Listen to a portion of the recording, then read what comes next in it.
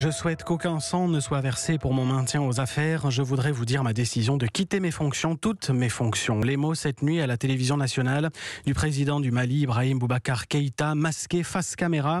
Lui et son gouvernement sont forcés à la démission par un coup d'état militaire. La mutinerie a éclaté hier matin dans une garnison près de Bamako. Les mutins armés ont pris le contrôle de plusieurs quartiers avant d'arrêter chez lui le président Keïta. Un président contesté depuis des mois, pauvreté, conflits intercommunautaires, offensives djihadistes, situation très tendue, encore plus ces dernières heures, comme le raconte Anne Maïga, française expatriée à Bamako, présidente de l'association des Français du monde au Mali.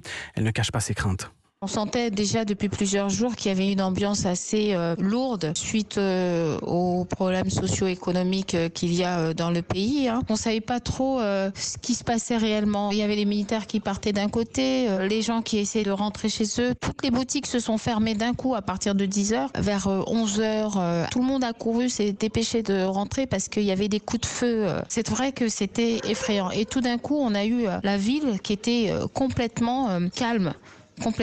Et là on a eu des messages sur les réseaux sociaux comme quoi on donnait un ultimatum jusqu'à 14h au président de la République pour démissionner, sinon ça allait chauffer. Là actuellement on a appris que le président a été arrêté. Maintenant il y a les pillages qui commencent et on sait très bien que à chaque fois qu'il y a une mutinerie, il y a des jeunes braqueurs.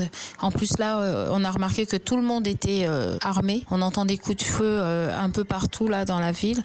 Ça me fait peur, ça me fait vraiment peur. Voilà pour ce témoignage d'Anne Maïga, une Française expatriée à Bamako, témoignage recueilli par Diane Berger.